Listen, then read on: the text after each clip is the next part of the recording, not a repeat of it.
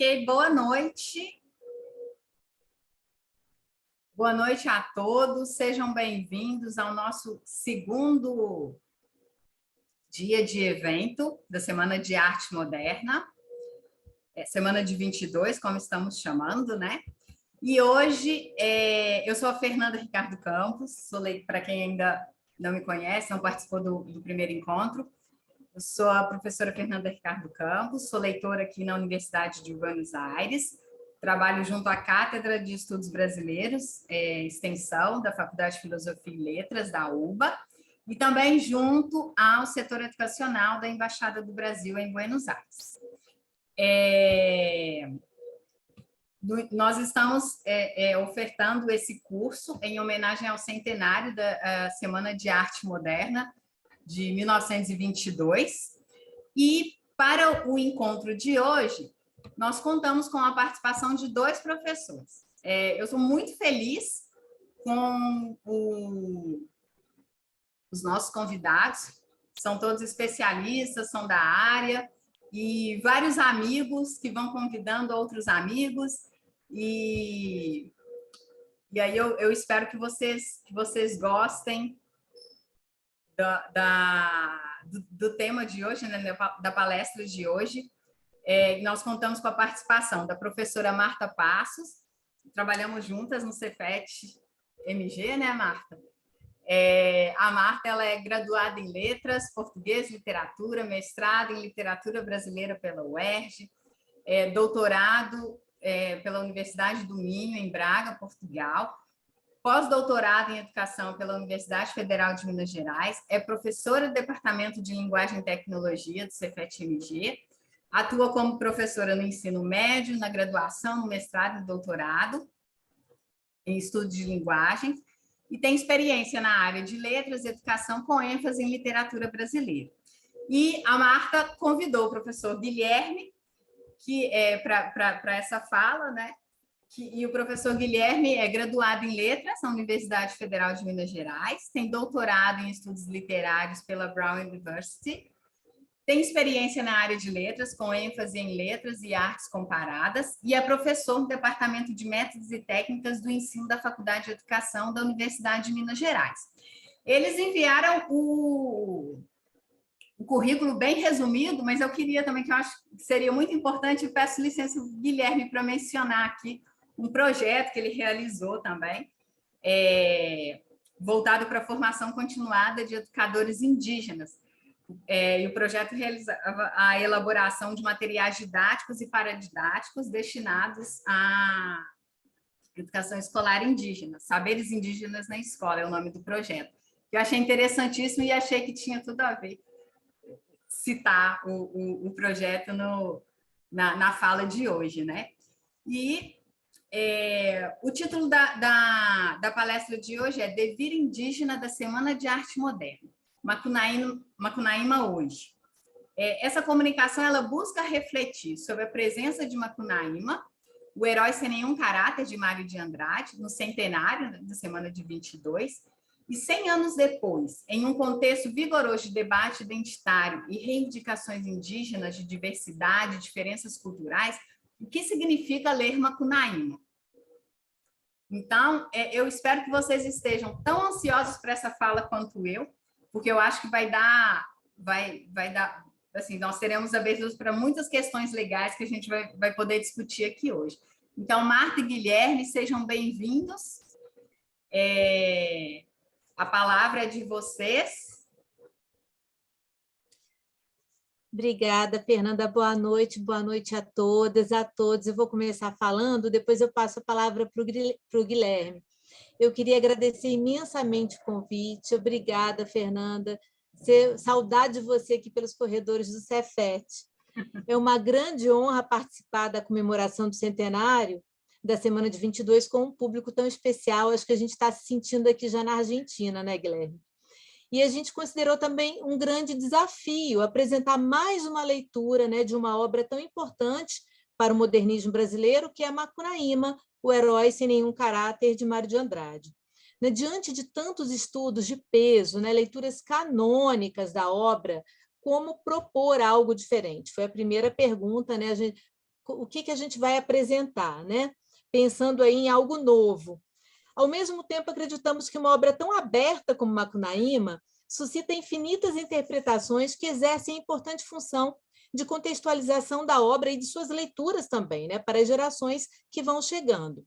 Pensando nisso, eu e Guilherme resolvemos apresentar uma proposta de leitura de Macunaíma a partir das conversas e entrevistas que começamos a realizar durante a pandemia com escritores dos povos originários do Brasil.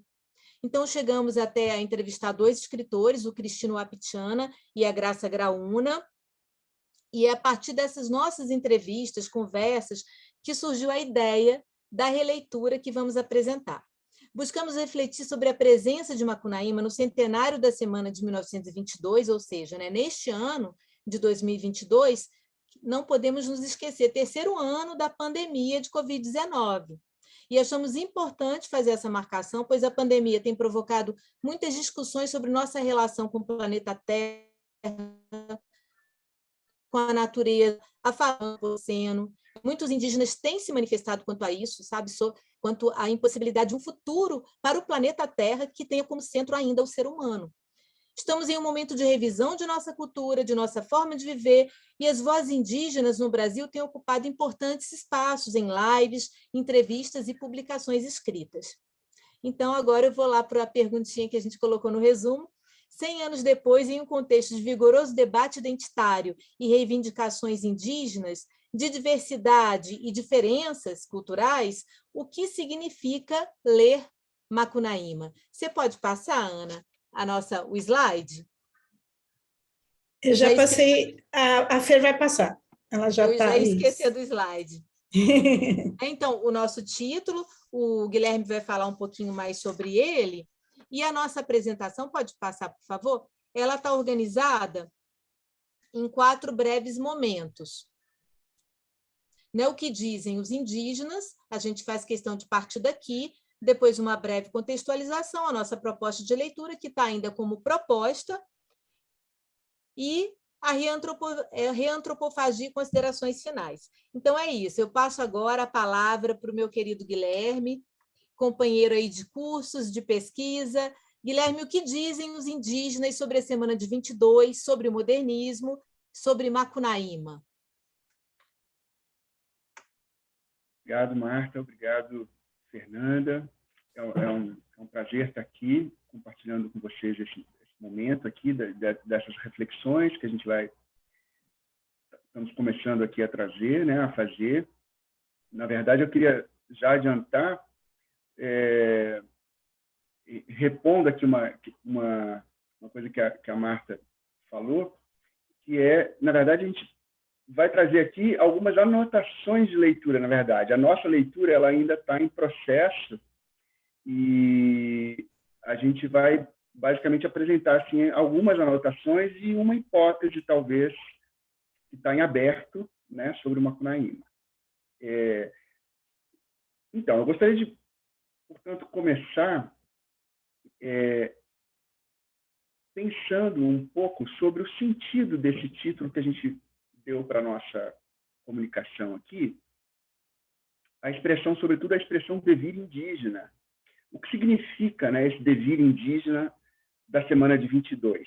Eu acho que a gente entende esse título pelo menos de 2 maneiras, e acho que ele tem 2, vamos dizer assim, pelo menos 2 sentidos. O primeiro deles, que é um sentido mais restrito, mais direto, né, que é a própria, os livros, né, Fernanda, você poderia mostrar para a gente? Esses livros que estão aqui nesse próximo slide, né, eles são livros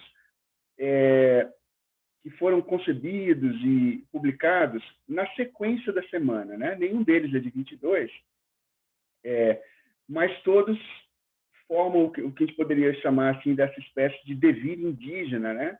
Seja o Oswald com o Pau Brasil, né? Cobra Norato, Raul Bopp, Martim Cerereiro, Cassiano Ricardo e o Macunaíma, né?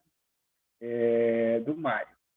E então que formam assim uma espécie de antologia mínima aqui de obras que tocam em temáticas indígenas, umas mais do que outras, mas enfim, estão aqui. A gente tem aqui no canto esquerdo também tá muito reduzida a cópia, mas é uma versão é uma cópia do Manifesto Antropófago, do Oswald de Andrade, né?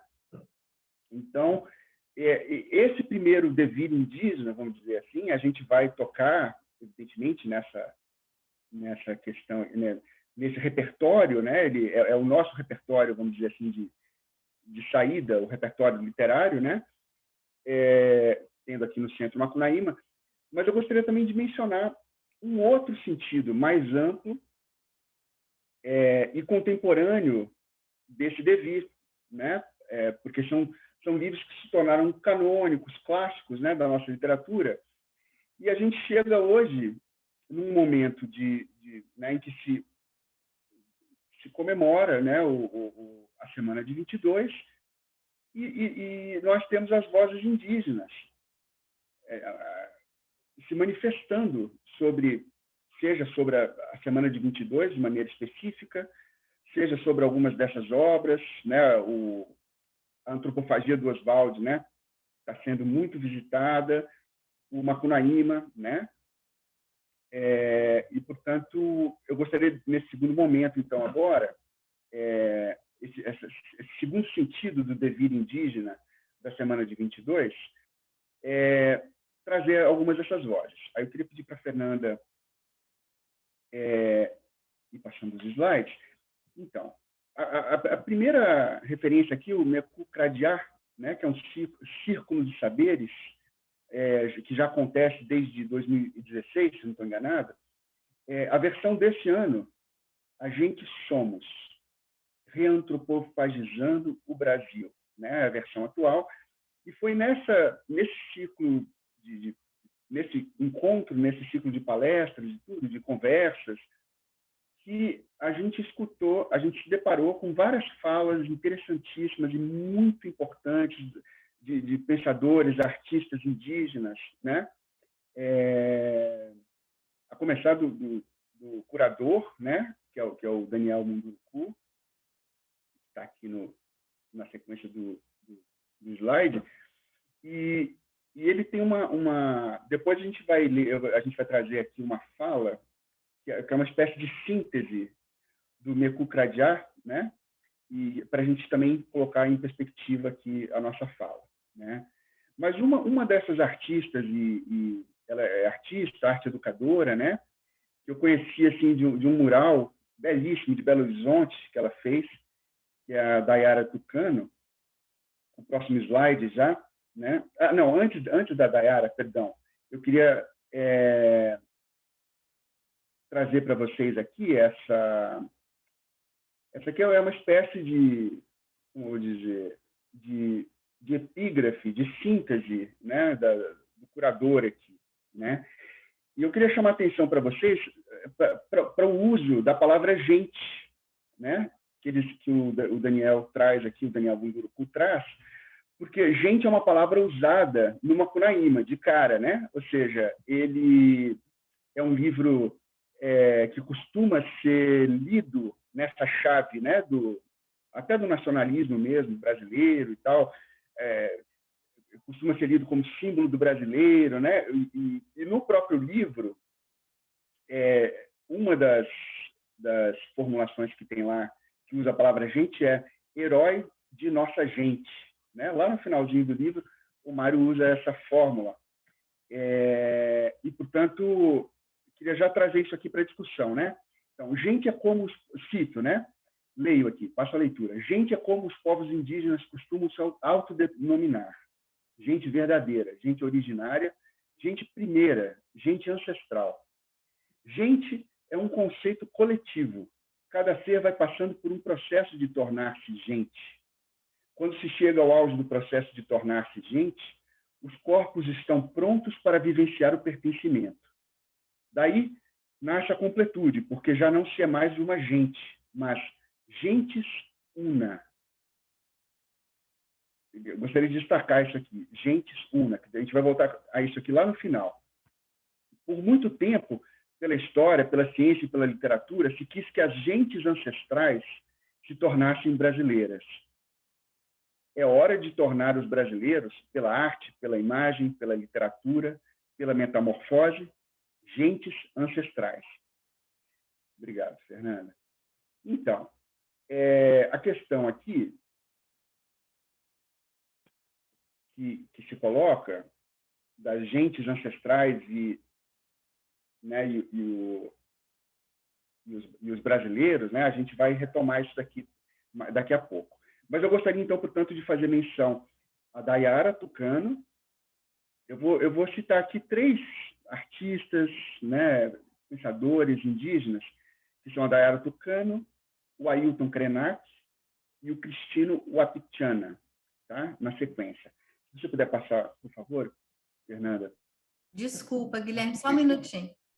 Eu vou vou compartilhar novamente. É porque ele travou aqui, isso acontece de vez em quando. Não, tá certo. É bom que eu já vou puxando aqui os fios das falas deles, que é o seguinte, porque eu vou parafrasear mesmo, né? Porque não dá tempo da gente ler tudo e tal. Uhum. Assim, a gente passasse uma tarde aqui conversando sobre essa temática e tal, mas o nosso tempo é restrito. Então, a Dayara Tucano, o Ailton Krenak e o Cristino Wapichana, eles trazem uma visão que eu chamaria de disfórica, né? Uma visão que faz duras críticas, não só à Semana de 22, mas ao conceito de modernidade, que a Dayara, inclusive, expande para a questão do antropoceno, né? De maneira muito ampla mesmo, historicamente, né? e geograficamente e tal. Mas ela fala especificamente da Semana de 22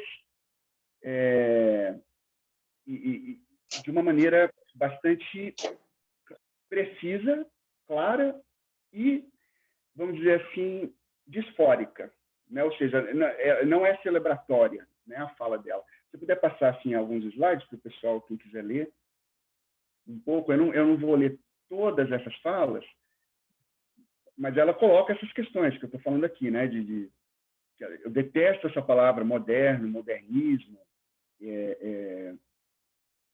Enfim, moderno foi a definição que os brancos deram para todo esse sistema que está acabando com a gente, né? As gentes ancestrais ali do começo, né? Os indígenas. Ela tem uma outra fala que a gente copiou aqui também,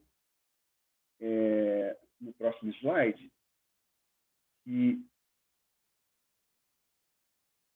traz a figura da Semana de 22, né? E portanto, enfim, são falas que mostram que a fala do Krenak, por exemplo, depois a gente vai também ver, ele está falando daquele episódio Guerras do Brasil, né? Ele menciona rapidamente ali no começo do primeiro episódio desses episódios do Guerras do Brasil, o fato de que, na verdade, a gente está sendo invadido até hoje.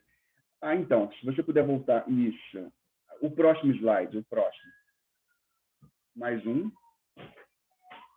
Isso. Olha só, ela diz assim, francamente, eu não conheço nenhum parente que se importe com a Semana de Arte de 22, em São Paulo. Lamento informar aqueles pesquisadores, né? Tá vendo? Mas é porque, de fato, é das últimas urgências para nós. A urgência aqui, agora e sempre continua sendo o nosso território, né? Olha que interessante essa fala, né? Ou seja, para a gente que, vamos dizer assim, que estamos aqui numa semana celebrando o 22 e tudo, é algo realmente desconcertante, né? Vamos dizer. A gente está posto aí nessa espécie de... Está aqui aquele poema do livro do Zé Miguel Wisnik, né? Uma espécie de coro dos contrários, né? Que ele cita o poema do Mário de Andrade, da Paulicéia de Vairada, as enfibraturas do Ipiranga, né? Uma espécie de coro de contrários aqui. No próximo slide tem o Ailton Krenak, e aí depois tem a citação que eu estava me referindo, né? O Brasil não existiu, o Brasil é uma invenção, e que estamos sendo invadidos até hoje, né? Essa é a fala do Krenak. Peço desculpas que eu moro perto de um hospital aqui, em Belo Horizonte, e passam ambulâncias a todo momento aqui, como índice da cidade grande em que estamos, né? E, ao mesmo tempo, ele fala uma coisa interessante, que quando os brancos chegaram, eles foram admitidos como mais um, na diferença. Isso é importante também para o argumento depois nosso, da leitura do Macunaíma, mas eu queria, nesse primeiro momento, chamar a atenção para a primeira parte aqui da citação, né? As invasões nunca tiveram fim. Nós estamos sendo invadidos agora, nesse exato momento. Ele fala ali, quando ele estava sendo filmado. E o Cristino Wapichana, que é a terceira voz, são muitas, tá, gente? São muitos artistas, muitos intelectuais indígenas se manifestando sobre esse momento de agora, né? Sobre a modernidade, sobre a Semana de 22, e com as divisões, né? Porque, ao mesmo tempo que a Dayara, né, fala que ela não conhece parente que esteja interessado nisso, ao mesmo tempo tem ela própria, tem os artistas, né, que estão criando obras e procurando dialogar, né, de uma forma ou de outra com essa questão. É importante lembrar também que a gente está recortando essas falas, né, desses pensadores, desses artistas indígenas, que é sempre bom a gente assistir a esses vídeos, ler o artigo do Cristino Wapichana, que saiu numa revista, né, que está disponível online. Então, é bom a gente retomar essas falas futuramente, né, para elas não ficarem fragmentadas, como a gente está fazendo aqui agora. A gente está só destacando alguns elementos, né? Mas o Wapichana, rapidamente, assim, ele faz uma leitura muito crítica do Macunaíma e cobra do Mário de Andrade, sobretudo, o fato de ter deslocado de um contexto religioso, né, Macunaíma, eu não sei exatamente a pronúncia usada pelos Wapichana e pelos outros povos, né, que para quem Macunaíma, eu vou dizer Macunaíma em português, mas chamando a atenção que eles dizem com outra pronúncia, né, outro acento tônico, e para quem Macunaíma é um deus, né? É um deus, né? Então, assim, ele cobra do Mário de Andrade isso, sabe?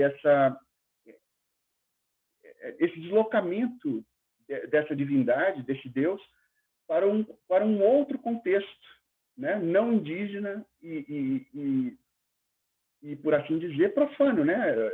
O contexto literário, né? Ou seja, tem toda uma discussão interessantíssima aqui sobre o conceito de literatura, como os indígenas entendem literatura, como, né, os ocidentais, né, entendem.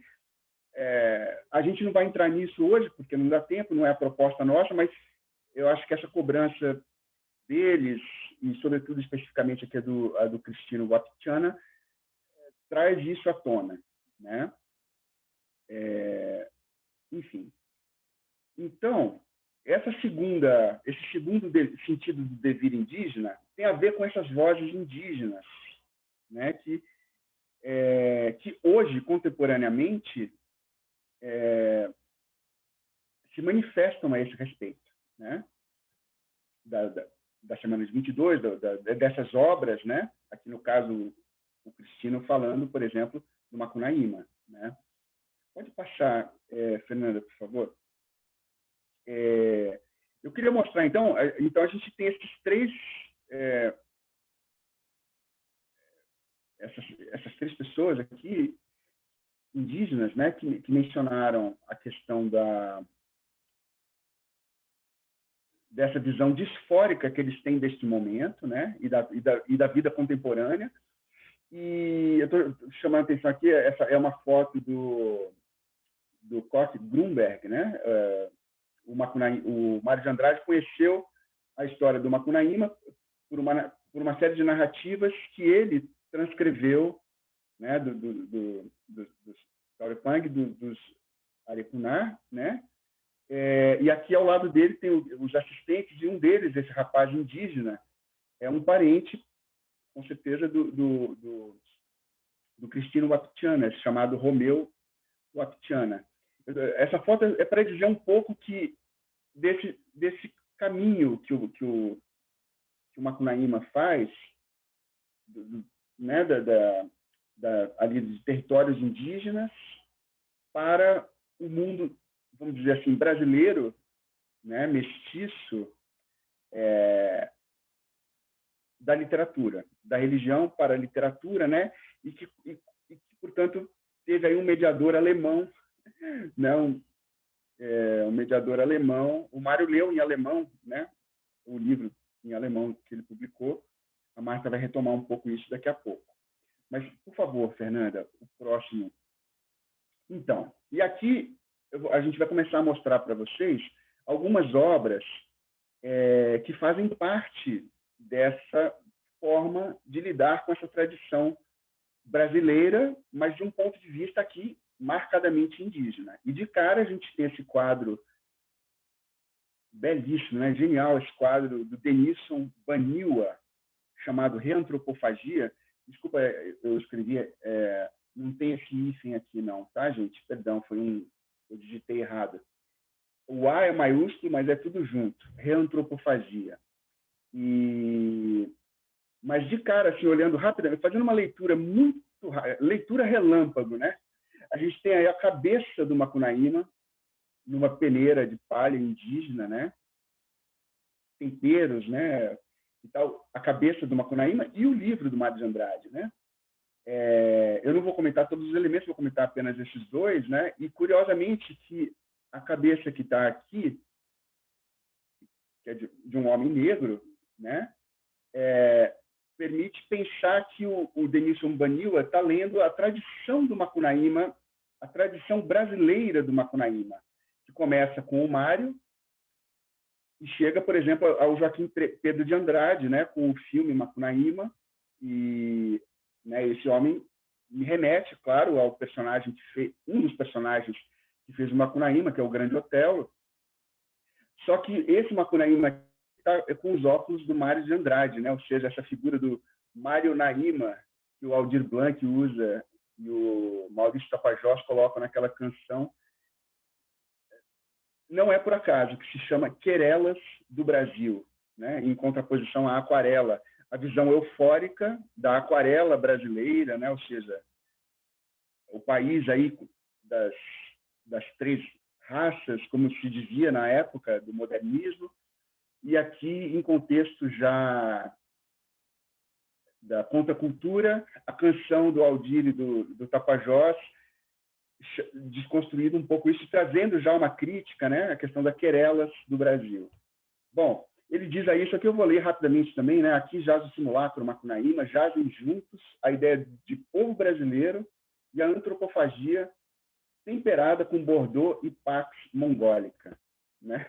E depois ele diz, antropofagia agora é o devorar de tudo que existe sem usar talheres franceses. Aquilo que a utopia modernista não deu conta, diga-se de passagem, né? Tá vendo? São visões disfóricas, né? Dessa tradição antropofágica modernista, né? Claro que eu estou já fazendo uma coisa que o Mário de Andrade não gostava e não aprovaria na minha fala, que é associar Macunaíma com antropofagia. Mas ali as pessoas fazem, ele próprio reconheceu depois, né? Mas, enfim, essa associação do Macunaíma com a antropofagia oswaldiana. O próximo slide, por favor, Fernando. Bom, aí é uma sequência, né, de alguns slides ligados a essa exposição que foi feita. O Denilson Baniwa foi um dos curadores, e o nome dessa exposição, que aconteceu em 2019, justamente era Reantropofagia. Então, aqui tem uma série de outras obras. Aqui interessante que cara de índio é a cara... Perdão, eu não estou conseguindo ler aqui. A cara de índio é a cara que eu tiver. Interessante, aí a questão da formiga. Eu não vou nem entrar nesses detalhes interpretativos, senão não dá tempo. O próximo, Fernanda. Eu já quero passar a palavra para a Marta. Mas eu queria chamar, então, eu encerro aqui essa minha parte para passar a palavra para a Marta de volta, mas queria chamar a atenção que essa visão disfórica, ela é disfórica, mas é também construtiva, vamos dizer assim, né? Do que a gente vai chamar de antimestiçagem. Depois a gente vai voltar a esse conceito, mas aqui a gente vê aí o quadro, talvez o quadro mais famoso, com certeza um dos mais famosos da história da arte, né? O Da Vinci aí da Renascença, recriado, né, como Mona Lisa Cunhã, pelo Denilson Baniwa, né? Então, é interessante que tem essa visão também, não apenas da arte brasileira, mas de uma arte como um todo, né? Enfim, eu não vou nem comentar porque é muita coisa para falar, mas existe uma dimensão, portanto, vamos dizer assim, metropolitana, ou não sei se é a melhor palavra, metropolitana, universalista, ou seja, não apenas brasileira ou em território brasileiro, né? Feita por esses indígenas artistas. Tá? Bom, dito isso, e feito já essa primeira deixa, né, a gente vai falar daqui a pouco, para ler Macunaíma, os conceitos de mestiçagem e antimestiçagem, tais como trabalhados pelo antropólogo José Antônio Kelly Luciani, né? Mas eu volto a isso daqui a pouco. Eu passo a palavra, então, para a Marta.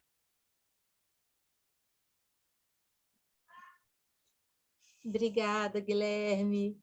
Bom, então agora, a gente refletindo sobre todo esse devir indígena, voltamos a Macunaíma. Eu vou fazer uma breve contextualização, mas com o objetivo de pegar alguns conceitos para a nossa reflexão. A gente ficou pensando se todos teriam lido Macunaíma, né? Então cheguei a pensar em fazer, imagina, um resumo. Confesso que fazer resumo de Macunaíma não é nada fácil, né? Então, na verdade, o que eu vou fazer é uma breve contextualização. Eu selecionei algumas capas de livros. Então, primeiro, a gente tem a primeira edição, que foi de 1928. Né? A gente sabe que o Macunaíma ele foi escrito, segundo o próprio Mário fala, nas férias que passou no interior de São Paulo, em 1926.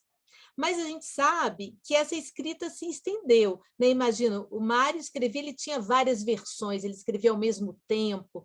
Né? Então, foi se estendendo por 1927, e a primeira publicação é em 1928, e é o próprio Mário de Andrade que vai custear essa primeira publicação, a primeira capa que vocês estão vendo, né, de 1928, o ano do Manifesto Antropófago de Oswald, né? A segunda capa é uma edição muito famosa, é a segunda edição, ela é de 37, e ela é famosa porque ela veio com um projeto gráfico aí, né, do Santa Rosa, e eu soube, este ano teve uma reedição com este projeto gráfico, né, que ficou muito famoso dessa segunda edição aí. Eu coloquei outras edições, e deixa eu pegar as últimas. Você pode passar, Fernanda? Bom, vou adquirir, não tenho ainda, gente. Não, é antes, Fernanda. São desse ano, são aquelas últimas duas, isso aí. Né? Então, essa que vocês estão vendo aí, José Olímpia, ela imita, né, o projeto gráfico da segunda edição, que é de 37. E essa segunda aí, em vermelhinho, ela tem o pós-fácil do Cristino Apchana. Ela está bastante interessante também. Pode passar. E sobre prefácio, eu queria falar uma coisinha também. É muito conhecida a história dos prefácios de Macunaíma, né? Em 26, Mário de Andrade vai escrever um prefácio, ele não publica. Em 28, ano de publicação do Macunaíma, ele vai escrever um segundo prefácio e também não publica. E a pesquisadora Eneida Maria de Souza, ela até tem umas hipóteses interessantes, né, para a não publicação desses prefácios. Só volta um pouquinho, eu queria fazer uma homenagem. Eu selecionei aí a Eneida. A obra Macunaíma é tida como uma importante representante do movimento modernista, né? Eu vou pegar um pouco aqui da Eneida, do livro A Pedra Mágica do Discurso. A Eneida Maria de Souza faleceu semana passada, gente, terça-feira, para ser mais precisa, sabe? E esse livro é fruto da tese de doutorado dela. Ela era professora da UFMG, faleceu aos 78 anos, deixou uma vasta e importante produção acadêmica, e esse livro, né, a primeira edição, que vocês estão vendo aí de 1988, é fruto da tese de doutorado. Então, eu trouxe um pouquinho aqui da Eneida, também para homenageá-la, né? Você pode passar, por favor, Fernanda?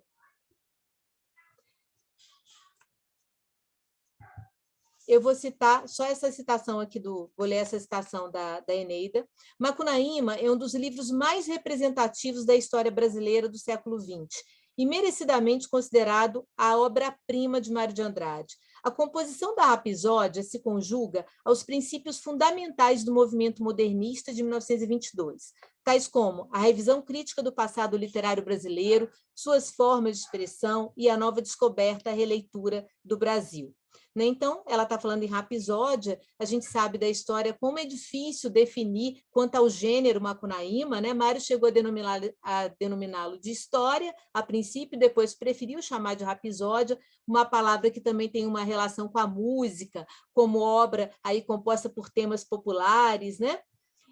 E vocês estão vendo que a Eneida, o grande mérito do livro da Eneida, de Macunaíma para a Eneida, está justamente na subversão e reconstituição do material linguístico e na recuperação daquela fala nova brasileira, sem as gramatiquices portuguesas. Né? A análise da Eneida ela tem como foco o discurso e os procedimentos de linguagem. Isso está no título, inclusive, né? É do livro que nos leva a isso. Pode passar, Fernanda, obrigada.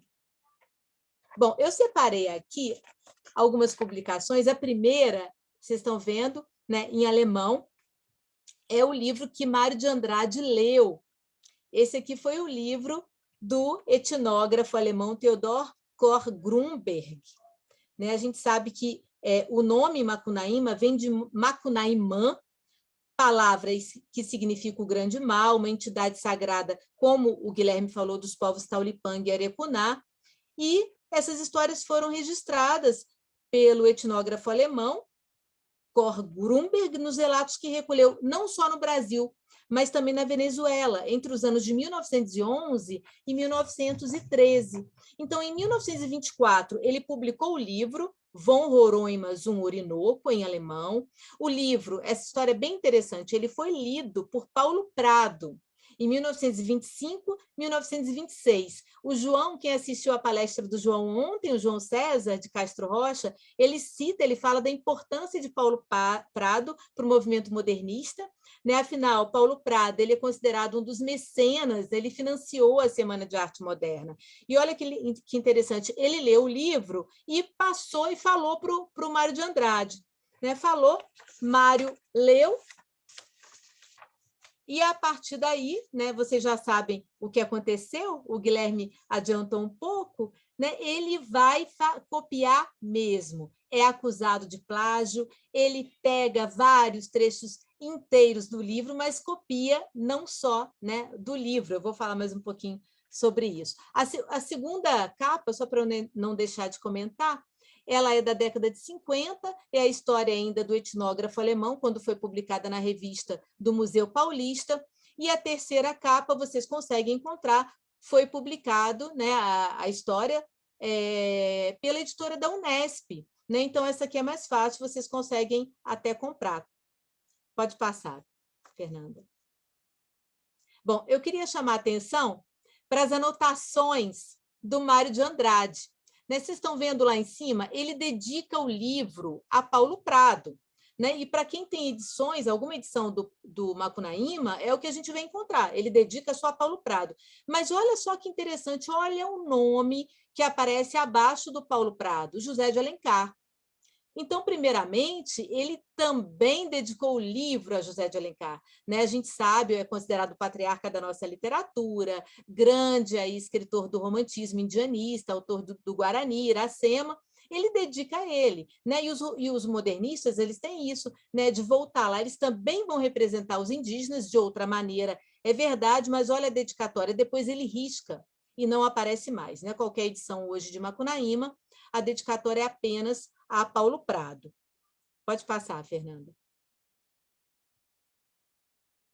Bom, e quando ele é acusado de plágio, né, ele é acusado por várias pessoas, mas o Raimundo Moraes, que era um folclorista da época, escritor, ele faz uma denúncia pública, escreve, né, um texto, inclusive, muito irônico, criticando Mário de Andrade. E Mário de Andrade responde numa carta aberta, copiei sim. O que me espanta e acho sublime de bondade é os maldizentes se esquecerem de tudo quanto sabem, restringindo a minha cópia a Koch-Grünberg, quando copiei todos. E até o senhor, né, ele próprio, o folclorista, na cena da boiúna. Confesso que copiei às vezes textualmente. Quer saber mesmo?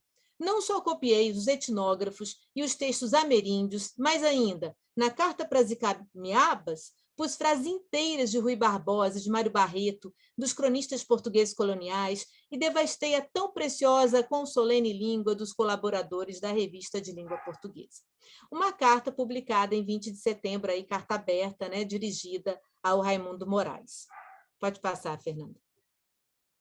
Eu coloquei isso também para a gente entender essa costura, né, rapisódica de Macunaíma, com essa ideia da rapisódia, o que os cantadores populares fazem, né? Tudo que eles ouvem, que leem, vai colocando ali, vai compondo o poema. Então, Macunaíma tem essa estrutura.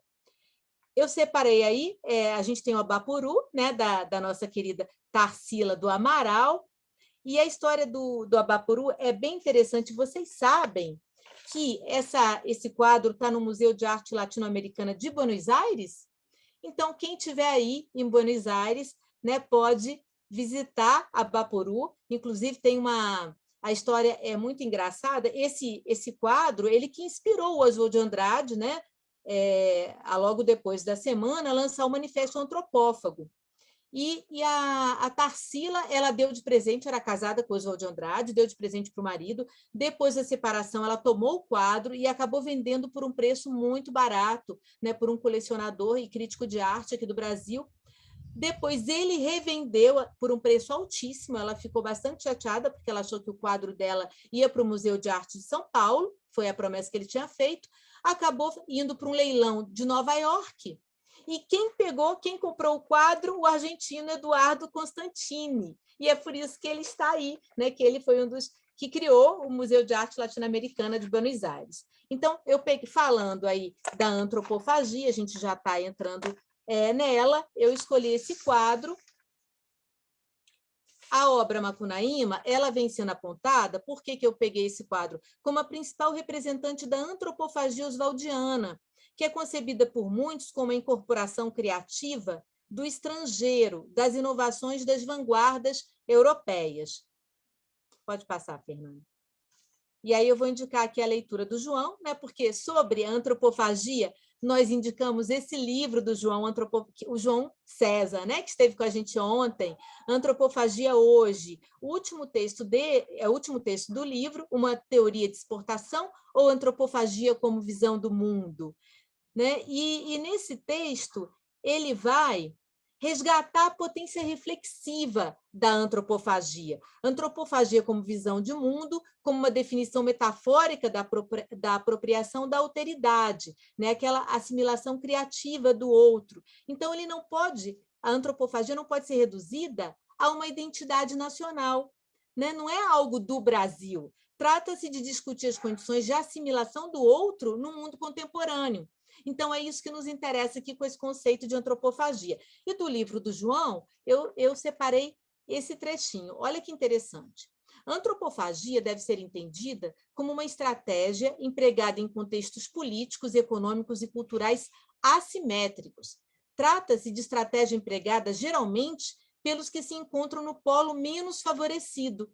O gesto antropofágico, por esse motivo, é uma forma criativa de assimilação de conteúdos que, num primeiro momento, foram impostos. Então, lembrando aqui do que o Guilherme apresentou sobre a reantropofagia, né?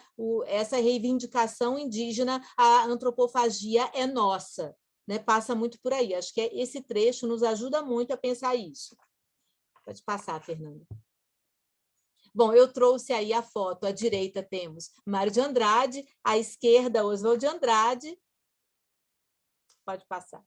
Para Oswald de Andrade, Macunaíma seria a obra que melhor representa a prosa antropofágica, né? Mas só que essa filiação, como o Guilherme já adiantou, ela não foi aceita por Mário de Andrade. Só que a gente está vendo aí, né, que numa carta para o Alceu Amoroso Lima, Mário de Andrade ele demonstra ter consciência, né, da antropofagia presente ali em Macunaíma. Né? Então, é o que ele coloca nesse trecho. Vai parecer inteiramente antropófago, aí fala, mas eu não queria que fosse, mas ele sabe, né, que isso está ali. Pode passar, Fernanda, obrigada. Bom, aí só para ilustrar também, né, o Guilherme já falou, a gente pegou a cena do filme Macunaíma, de 69, né, dirigido por Joaquim Pedro de Andrade, e o nosso querido Grande Otelo. Bom, e a partir daí, né, olhando para essa foto também do Grande Otelo, pode passar, Fernanda? A pergunta que a gente coloca, Macunaíma representa o povo brasileiro? E que povo é esse? Né? Porque Macunaíma virou Macunaíma, e o epíteto, né, aquele epíteto, o herói sem nenhum caráter, ele pode ser interpretado, ele vem sendo interpretado de duas maneiras. Então, tem aí sem caráter, a gente pode entender o caráter no sentido moral, né? Não tem, então é o malandro, é o preguiçoso, né? Tem, ai, que preguiça, toda hora o Macunaíma vai falar isso na história, ele pode ser interpretado dessa maneira, mas ele também pode ser interpretado como sem característica definida, né? Sem caráter, sem uma identidade sólida, com contornos definidos. E esse segundo caminho, né, a nosso ver, Macunaíma enquanto é mais potente, Macunaíma enquanto brasileiro não é nada estável, não possui características definidas, não tem uma identidade consolidada, é um ser em constante metamorfose. Né? E aí a gente lembra lá da frase do Cristino, que o Guilherme passou no começo, ele fala, é um povo sem identidade o brasileiro. Né? E a Graça Graúna, outra escritora que a gente entrevistou recentemente, ela fala, por isso que, concordando com a Pitiana, ela fala, Macunaíma é fadado é um ser errante, é um sem lugar, né? Então, não tem essa identidade. E a partir disso tudo que a gente apresentou para vocês, a gente está tentando construir aqui a nossa proposta de leitura. Eu peguei um trecho do Cristino Apitiana. É porque o Guilherme não teve tempo de ler tudo, né? Pelo tempo pouco aqui que a gente tem, mas no final do texto do Apitiana, ele se dirige diretamente a Mário. Ele fala, Mário, você pegou o nosso Macunaíma, mas ele reconhece, né, o gênio que foi Mário, né? E fala, olha, você... mas a sua existência, e a sua existência aqui é a própria existência do Mário de Andrade, é o final da carta, permanece viva no mundo, e a sua morada do coração está aberta para todas as gentes e culturas. Então, com essa metáfora, né, morada do coração, a gente está interpretando como o Brasil indígena, com todas as gentes e culturas, né? E consideramos que em Macunaíma não existe uma identidade nacional, né? Levando isso em consideração com contornos definidos, a gente se pergunta, estaremos diante de uma obra que instiga uma reflexão sobre a unidade enquanto diversidade? Você pode passar, Fernanda? Bom, e aí a gente chegou nessa situação aqui, né? A gente ficou pensando nisso, porque reforçar essa segunda interpretação de Macunaíma também não é nenhuma novidade. Né? Como eu falei, ele tem uma fortuna crítica imensa, vários pesquisadores fizeram isso e estão fazendo. Né? A unidade foi um projeto, o João falou isso rapidamente ontem. Né? Ele falou, olha, esse encontro, né, da cultura branca com essa cultura indígena não deu certo, Macunaíma mostra isso. Né? Não é um livro feliz. Não deu certo, foi um mau encontro. Né? Como os jovens brasileiros estão dizendo, deu ruim. Né? Então, em cima disso, a gente pensou nessa unidade enquanto diversidade, e eu acho que quer dizer, a nossa pretensa novidade é isso que a gente está querendo chegar. Né? Eu vou já passar a palavra para o Guilherme, que estaria no plano da antimestiçagem, né? E que isso tem tudo a ver, inclusive, com o perspectivismo ameríndio, desenvolvido pelo Viveiros de Castro. A gente nem entrou nessa discussão ainda, a gente vai deixar para o artigo. Né? Então, essas várias gentes que formam essa unidade, e a unidade enquanto identidade nacional. Não deu certo. Seria mestiçagem. Então, o que é isso? E agora eu passo a palavra para o Guilherme. Vamos lá, Guilherme.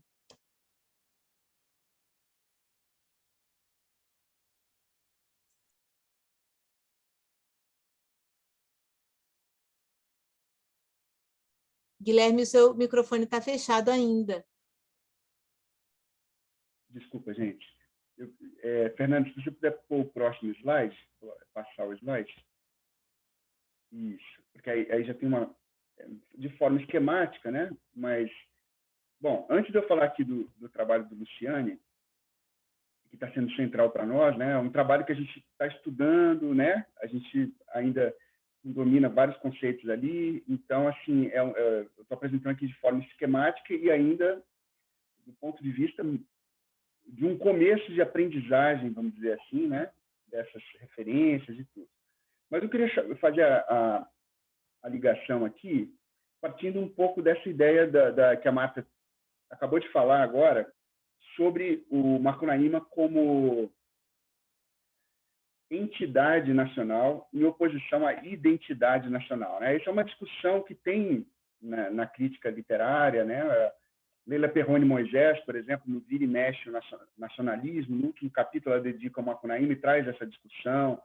Outros, né, pensadores trabalham com isso. José Miguel Wisnik, por exemplo, uma palestra recente sobre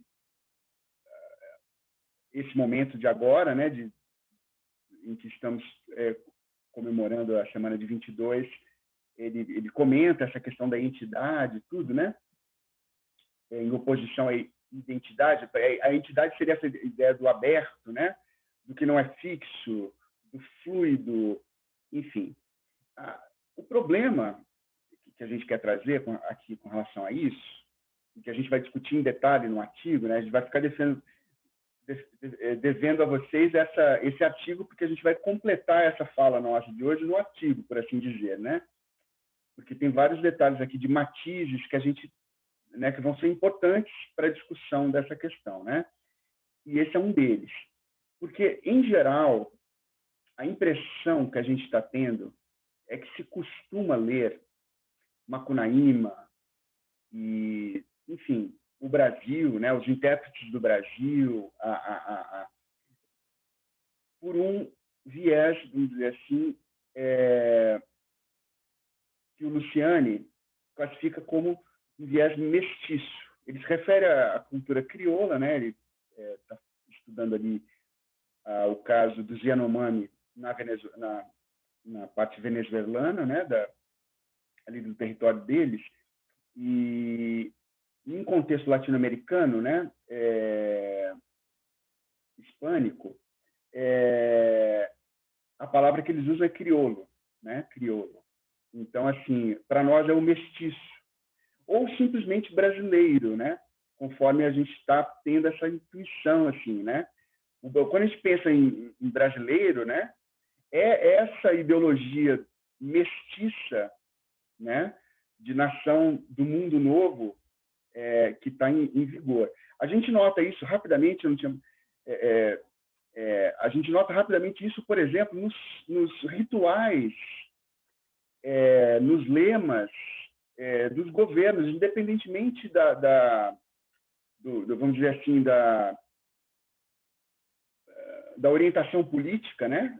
Governos de esquerda, de direita, essa ideia da ideologia mestiça, ela atravessa a nossa história brasileira. A gente poderia dizer que a nossa consciência histórica é mestiça, vamos dizer assim, conforme essa leitura, né, dominante. É a leitura hegemônica, né, a partir dos anos 30 para cá, mas mesmo antes já, né? Mas, por exemplo, a gente tem esses rituais, como, por exemplo, aqui, o Getúlio Vargas no Estado Novo, por exemplo, né? Em 1938, o primeiro ritual do Estado Novo foi a queima das bandeiras dos estados brasileiros, né? Justamente para simbolizar a unidade nacional, né? Ou seja, então, esse ritual, que essa mesma ideologia aparece num governo, vamos dizer assim, completamente outro, né? Vocês vão se lembrar disso, né? Quem é brasileiro está aí e conhece o Brasil de perto, o melhor do Brasil é o brasileiro, né? Ou seja, da queima das bandeiras do Getúlio ao lema, né, adotado, né, nos governos do PT, né, eminentemente de esquerda, um governo que buscou, né, o multiculturalismo, né, as ações afirmativas, a inclusão, ou seja, somos todos mestiços, né? Ou seja, essa é o grande discurso, vamos dizer assim, da consciência histórica brasileira, conforme a gente está percebendo a partir da leitura do Luciani. Então, a mestiçagem, ela é justamente essa ideia do melting pot, né? Ali a fusão, o mito, né? Das três raças que se fundem para formar o brasileiro, né? A ideia da mistura fusional. O operador lógico, né? É a ideia do nem isto nem aquilo. Por que nem isto nem aquilo? Porque está misturado, está fundido, né? Então é interessante como que isso se opõe ao que um olhar indígena, vamos dizer assim, entende por mistura, hibridismo não fusional, né? Isso parece ser conforme o Luciani apresenta no livro dele, o ensaio chama Ensaio sobre a Antimestiçagem, justamente, né? Esse conceito aqui é central, em que a gente tem essa ideia da mistura não fusional, né? A gente até fala, mas que diabo é isso, né? Como é que pode, né, uma mistura não ser fusional, né? Quando a gente se aproxima dos estudos sobre o perspectivismo ameríndio, por exemplo, esse estudo do Luciano, a gente entende como isso é possível, né? Porque, por exemplo, para um índio, a própria Dayara fala naquela fala que eu citei aqui, ela fala assim, antes de ser brasileira, eu sou indígena. O território do meu povo existia muito antes do Brasil, né? Então, eu sou tucano. Tá certo, eu sou brasileira também, mas antes disso eu sou tucano. Ou seja, não tem uma fusão disso, né? Ou seja, ela é tucano e brasileira, nascida em São Paulo, inclusive, como Mário de Andrade. Inclusive, e aí aqui a gente começa a entender um pouco esse operador lógico da antimestiçagem, que é o I, né? Então, tem até uma das colocações que acho que foi, não sei se foi o Denilson, agora eu estou me confundindo aqui. Alguém que fala assim, acho que foi o Denilson Baniwa também, que fala que a questão agora não é mais tupi or not tupi, né? É uma coisa assim. Agora a questão é tupi and not tupi, né? É o tupi e o não tupi, né? Ou seja, tá aí um outro exemplo de antimestiçagem, né? De lógica, uma outra lógica que não a lógica do mestiço, que busca assimilar, né? Como o governo, né, de ultradireita que a gente tem hoje no Brasil e que diz isso o tempo todo para os indígenas, né? O indígena tem que, né, se juntar a nós, ser brasileiro, aquela coisa toda, né? Que a gente conhece esse ramerrão do governo atual para continuar o processo colonial de exterminação dos povos indígenas, né? Bom, enfim, você poderia pôr o próximo, Fernanda? Eu vou sintetizar aqui, porque eu sei que o nosso tempo já deve ter se esgotado, ou está praticamente se esgotando, né? Mas olha que interessante.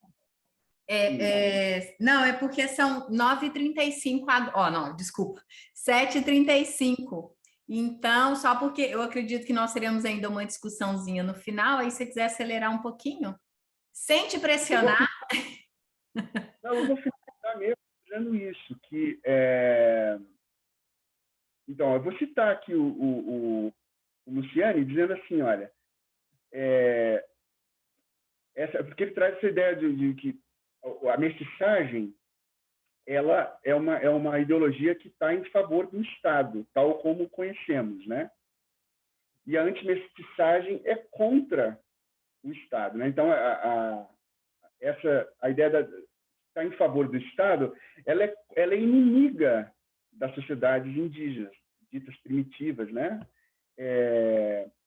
A fusão sendo o caminho para mas não no sentido de gentes una dos indígenas, mas no sentido de fusão total em uma única coisa. Você perde o plural dos gentes, né? Enfim, o próximo slide, aí a gente encerra. Acho que são mais 2 ou 3, mas eu vou pular. Isso daqui a gente pode retomar.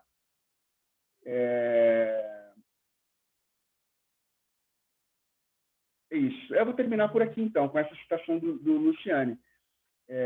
as sociedades crioulas ou mestiças, né, invasoras, buscam a dissolução da diferença enquanto um modo de subjugação. A sociedade mestiça sendo o signo de sua eficácia. A sociedade brasileira é um exemplo, entre outras. A Argentina é outro exemplo, né? A antimestiçagem, a manutenção da diferença branco-indígena, é uma defesa contra essa dominação, né?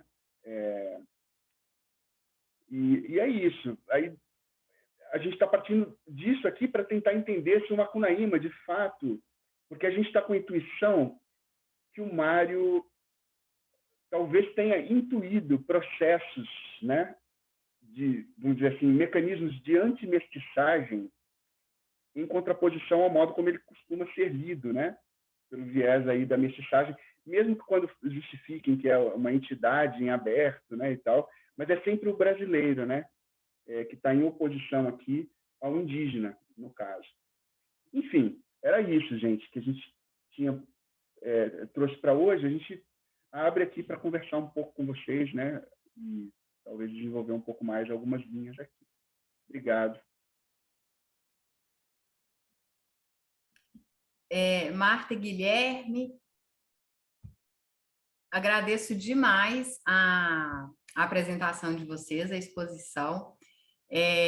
Eu fiquei muito feliz quando vocês enviaram a proposta, porque eu acho que é um assunto interessantíssimo, um dos temas que foram mais comentados, né? Que, como a gente está comentando desde ontem, a Semana de Arte Moderna foi no mês passado, né? O centenário. Nós tivemos, durante o ano de 2021, já várias comemorações, mesas, artigos, revistas, né? Celebrando o centenário. E do pouco que eu consegui participar no mês passado, as questões que sempre colocavam eram as mesmas, né? O lugar do indígena na Semana de Arte Moderna, né? Que lugar ele ocupou ali, e hoje, na nossa sociedade, que lugar ele ocupa. Então, qual é a nossa identidade? Até onde a gente se identifica e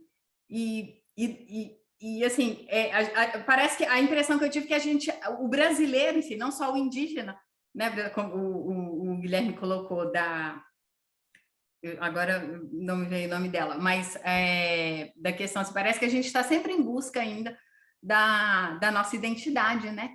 Então, aí assim, tem várias questões, e também me veio a questão aqui na Argentina, que depois que eu vim morar aqui, que eu fui descobrir que existiram índios aqui na Argentina, que eles foram apagados da história, e agora está tendo uma revisão, né, bibliográfica para também descobrir esse lugar. A academia tem feito esse trabalho. Eu estou falando muito por alto, gente, eu li pouco, e se alguém quiser comentar alguma coisa, fazer alguma comparação, vocês fiquem à vontade.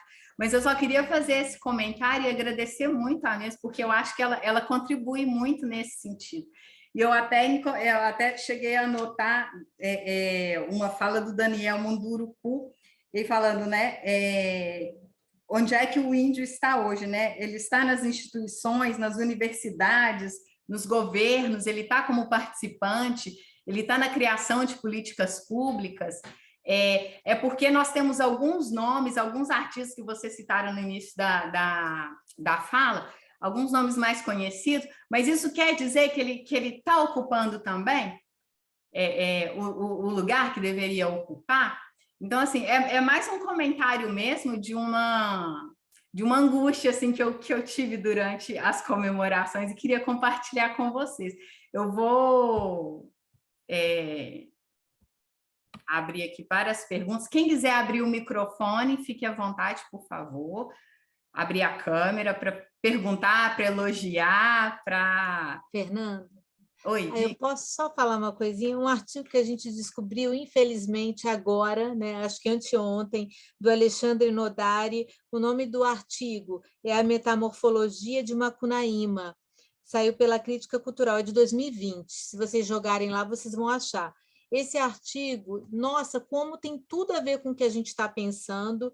E no final, tem o final da primeira parte, eu só queria ler um trechinho, né, para vocês entenderem que a gente está, né, tá nesse movimento de entender as reclamações dos indígenas, né, o que eles estão falando, olha como é que nos representam, ver o que está por trás disso, mas também enxergando em Macunaíma esse potencial, como está lá, como ele conseguiu, o Mário conseguiu adiantar questões, discussões muito contemporâneas, né? Então, esse é o ponto que a gente quer desenvolver. E tem uma parte aqui, eu só vou ler rapidinho, que o Alexandre Nodari diz o seguinte, como se fosse uma praga, né, do Macunaíma: o Brasil só sairá da imobilidade quando conseguir transformar, virar o mau encontro, aquele mau encontro, né, entre as culturas, em possibilidades de bons encontros, capazes de nos outrarem, de nos tornarem outros, né? Quando deixar de fractalizar a história da colonização que está em sua origem, quando se multiplicar. Para tanto, seria preciso ler a história a contrapelo, ler a história com H e com E também a contrapelo, ler o mito a contrapelo, ver por baixo do mau encontro a multiplicidade de possíveis bons encontros, de outros modos possíveis de encontros, e nos guiarmos pela história dos vencidos, que não cessam de ainda hoje resistir pelo brilho bonito, porém inútil, né? É uma passagem do Macunaíma vai virar uma constelação, a Ursa Maior, e vai falar: eu prefiro o seu brilho inútil, bonito, porém inútil de uma estrela, né? E pelo brilho bonito, porém inútil de todos esses parentes que formam a constelação do que podemos ser, né? Então, eu queria só ler esse trechinho, que é por aí que a gente está pensando, né? De ir. Como que o Macunaíma é essa luzinha para a gente pensar a nossa contemporaneidade. Marta, só uma coisa. Primeira coisa, antes que eu me esqueça. Assim que vocês publicarem um artigo de vocês, por favor, me envie para eu enviar, porque eu tenho certeza que todos ficaram curiosos em relação ao desfecho aí, né, da pesquisa de vocês. E também pedir autorização para enviar a apresentação, porque tem várias referências. Eu acho que a fala de hoje foi um convite a que todos conheçam a obra Macunaíma, aí já sob um olhar mais crítico, né? E todas essas outras vozes, que algumas eu conhecia, mas também não foram todos os artistas apresentados aí, os escritores. Então, para que eles possam depois fazer uma pesquisa aí com mais calma, para conhecer e pensar nisso, né? E pensar o Macunaíma também nessa perspectiva, né? Depois que lerem a obra. E estão perguntando também esse último artigo que você citou, o nome. Depois eu pego a referência e mando por e-mail. Assim, se vocês jogarem Alexandre Nodari, A Metamorfologia de Macunaíma. Eu vou mandar por e-mail, depois eu... Sim, tá. Marta, eu queria até aproveitar também, antes de passar a palavra para outras pessoas que talvez tenham perguntas, né? Era o último slide, inclusive, que eu ia pedir para passar, mas não precisa passar, eu só vou citar aqui mesmo, né, como a gente vai compartilhar depois, que é um artigo também que me fez pensar, a gente descobriu recentemente, né, Marta? E nem sei se a própria Marta já conseguiu ler, mas, assim, a gente foi recente, assim, né, enquanto a gente se preparava para essa fala de hoje, um artigo também que trouxe muita luz, assim, para essa ideia de pensar, de verificar, né, se Macunaíma de fato sustenta essa leitura pelo conceito da antimestiçagem.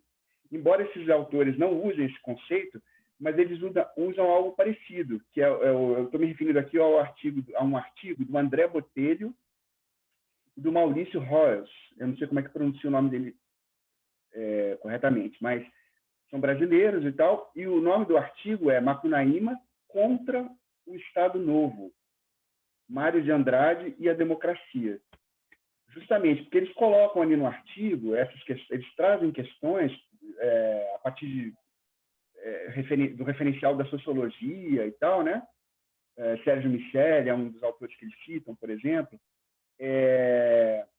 Mas me chamou muito a atenção essa ideia, que está já no título, né? Do Mário contra o Estado Novo, do Macunaíma, aliás, a obra Macunaíma, e do Mário, na verdade, né, também. Porque justamente a antimestiçagem é um conceito, né, são mecanismos e, enfim, dispositivos culturais que são contra o Estado, justamente, né?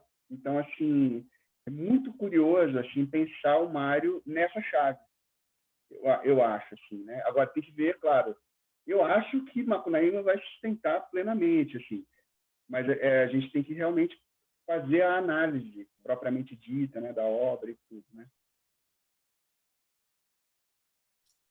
Isso. Eu anotei aqui os nomes, depois eu checo com vocês para enviar para o pessoal, junto com a apresentação.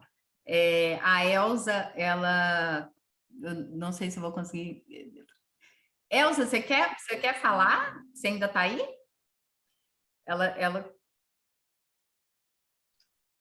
Estou, Isso, mas boa noite. Na verdade, que fiquei pensando muito sobre a identidade na Argentina e a identidade brasileira, porque deveria mudar tudo que eu li e a minha cabeça, porque não encontro bem essa questão da hibridação. Como seria, então? Porque talvez eu me formei e me formei sempre lendo os antropólogos e fiquei pensando se não tinha a minha cabeça colonizada. Mas que seria se não é mestiçagem? Porque eu mesma agora começo a duvidar. Eu também me considero parte dessa mestiçagem. E se não for mestiçagem, o que seria? Essa anti-mestiçagem, eu fiquei com muita dúvida. Talvez o Marta, o Guilherme podem me ajudar um pouquinho. Era isso. Elza, eu vou até passar a palavra, vou deixar o Guilherme falar mais, mas eu acho importante a gente pontuar que não é uma defesa da antimestiçagem, né, que a gente está fazendo, nesse sentido, né, olha, então não pode se misturar. Não, não é isso.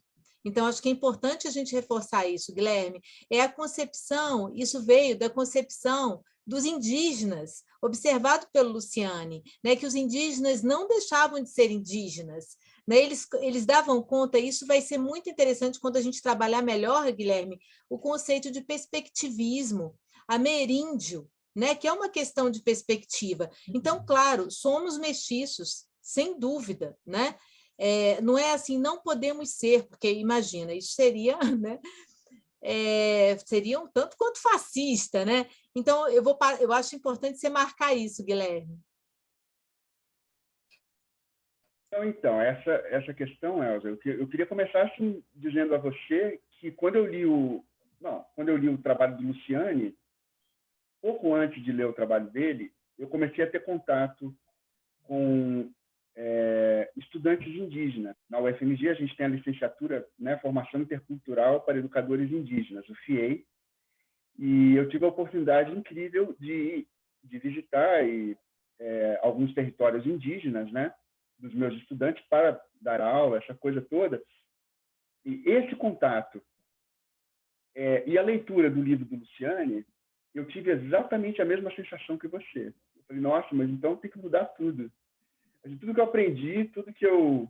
né, aí que eu confesso que esse contato com esses estudantes indígenas, em território indígena, o texto do Luciani, aí depois você vai ligando, né? Você vai lendo uma coisa aqui, outra ali, vai observando a tua forma de pensar de maneira, falando, não, peraí, acho que eu estou aqui sendo ideologicamente mestiço, né? Ou seja, porque a questão não é, como a Marta disse, não é ir contra os processos de fusão, mas ir contra a ideologia, porque é uma ideologia que não admite o outro. Justamente essa ideia que o perspectivismo coloca como fundante para os indígenas, estava lá na fala do Krenak, lembra que eu mencionei? Que ele fala que quando os portugueses chegaram aqui, eles eram mais um povo, entre outros. Tudo bem, né? Ou seja, então, essa visão de mundo, né? Essa relação, vamos dizer assim, produtiva, criativa com o outro, né? Que está posta, né, para os indígenas, né? Continua posta para eles, nos faz pensar, por exemplo, em outros modelos de nação, né? A gente tem um modelo, né? E quando a gente pensa em multiculturalismo, em outras possibilidades de convívio, de relação, inter-relação, vamos dizer, intercultural, né? A gente vê que, por exemplo, um povo indígena, os Yanomami, por exemplo, não tem necessidade, ou, né, o Tucano, o Krenak, o Wapichana, qualquer etnia que a gente possa se referir aqui, qualquer povo originário, eles não têm obrigação nenhuma, do ponto de vista ético, a ter que se moldar ao Estado moderno do modelo burguês, né? Ou seja, aí a gente fica pensando em utopias, né? Como seria um país, como seria um Brasil, a Argentina, ou qualquer outro, né, irmão nosso aqui da América do Sul ou da América Latina, vamos começar lá do México, ou mesmo as Américas todas, né? Já pensou países em que sociedades possam coexistir de maneira pacífica? A sociedade brasileira, por exemplo, que é uma sociedade, vamos dizer assim, mestiça, que pudesse conviver com os Yanomami, por exemplo, enquanto entidades diferentes, né? Mas que estão ali em convívio, né? O Estado brasileiro, por exemplo, e o argentino com certeza também, não admite esse tipo de possibilidade, se a gente for manter a mesma estrutura que está aí, né? E aí é nesse sentido que a gente entende o que o Luciane fala, né? Que essa estrutura desse Estado mestiço é a mesma máquina colonial que extermina o outro, né? A diferença, e sobretudo quando esse outro é o indígena, né?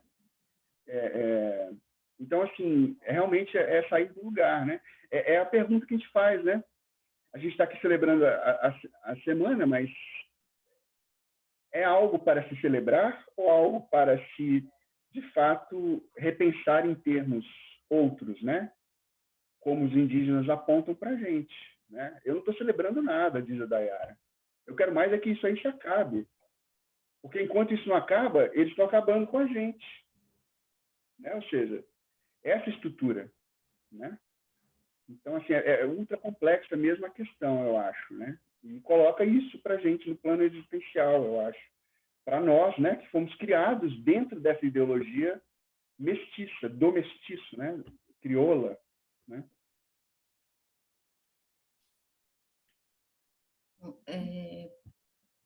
Olha, perguntas mesmo a gente não tem mais, mas elogios temos vários aqui, né?